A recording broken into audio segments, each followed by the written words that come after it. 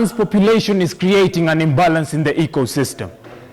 The largest predator is just growing larger and larger, consuming while assuming the signs of impending danger. I'm afraid that nature might just decide to retaliate.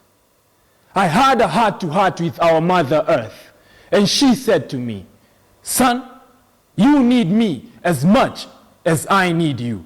Our existence is intertwined. I was created for you and you were formed from me to take care of me until you return to me. So you need me as much as I need you. So if you don't take care of me, you're simply committing suicide by suffocation. It's a slow but painful death. You need me as much as I need you. But I don't cease to exist without you. But you can't seem to exist without me. You need me as much as I need you."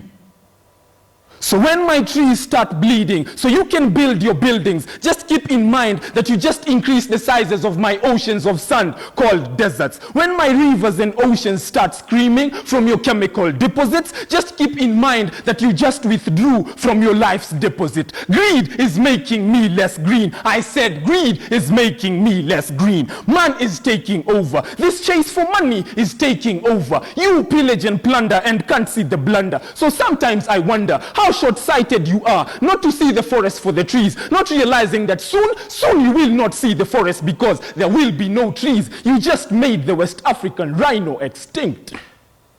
If you don't pay attention to my elephants, they too will become a myth, just a story we tell our kids.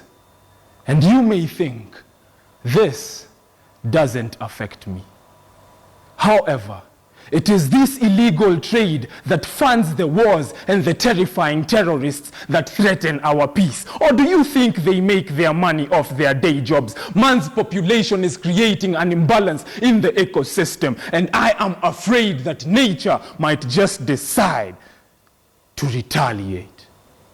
Do you think it's out of fear that the earth quakes, that the wind whispers, then the leaves shake? Do you think that the night is quiet because it's afraid of the dark? Did you ever trip the rain for it to fall? Did you ever tip the sun for it to shine? You see, the apple knew about gravity long before Isaac Newton did. And the moon, it could draw a perfect circle long before geometry. Man's population is creating an imbalance in the ecosystem, and I am afraid that nature might just decide to retaliate.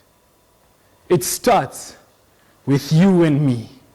Why not take care of your environment? Small actions together breed a much bigger result. That's the chaos theory, the butterfly effect. If we each played our part to make the difference, then there would be a huge difference. A raindrop by itself is just that, a drop. But together they create this river that cuts through rock. And that's the power of collective effort. Thank you. Wow, fantastic.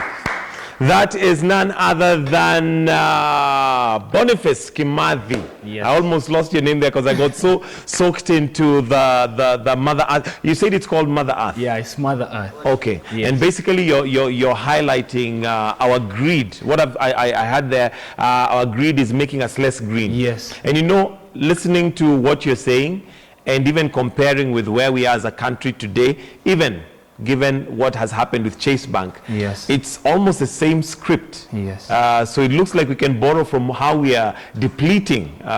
Yes, because I feel like, you see, when we are having lions coming out, this is just Mother Nature telling us, watch out, because we've stolen so much, and we really don't care about our environment. But you see, the thing is, it doesn't cease to exist without us, but we can't exist without it. But we are not taking care of it because the future generations need us to take care of this environment. So if we don't create this consciousness, then there will be an issue.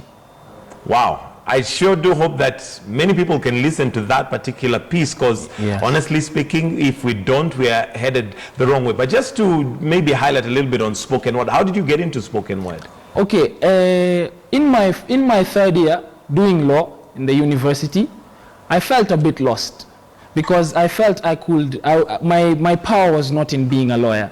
So now I was searching for my path. And then now I saw Mufasa and Teardrops doing something on TV, on spoken word. And I got interested. So I decided, let me write something and then share with my friends. I shared with one friend. By the end of the day, 7 of my friends had it.